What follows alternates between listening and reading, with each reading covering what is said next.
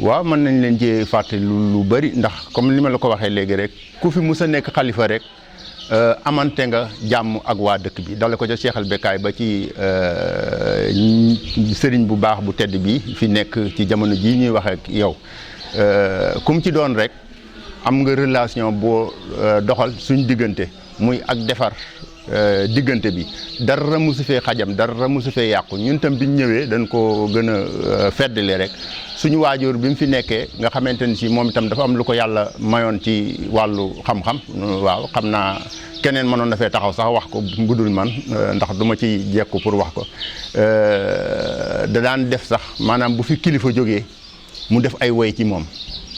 ba ci Alaaji Moodu Kunta mi nga xamante ni si ba mu fi jógee keroog ba mu demee te moom moo fi wutoon Cheikh Sidil Amin dafa taxawoon fii def ci ay woy waroon naa mat ñetti woy ba ñeent mais nag man la ma teewlu woon comme dama doon yër këyit ga rek noonu ma xam ca mu naan zamanun wa mah isrina fi sahril xalifati li Ahmadu Kunta naibu Sidi fil asri loolu noonu maanaam Cheikh Sidil Amin Cheikh Mouhamadou Kunta weer yi nga xamante ni moom la wuutu Serigne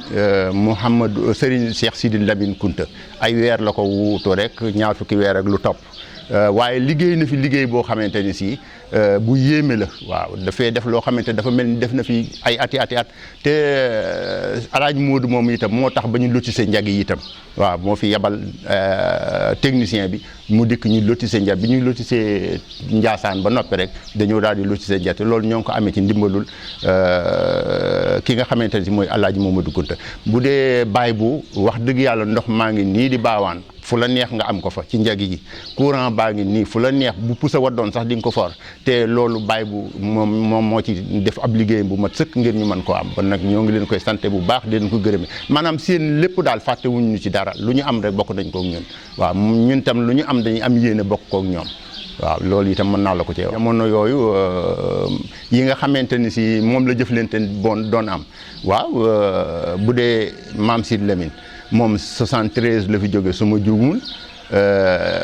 te fàttaliku nañ ko bu baax a baax jamono yooyu bu dee lotissement bi fii ay 76 la woon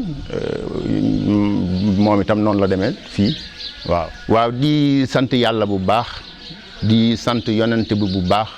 di sant borom Njaasaan bu baax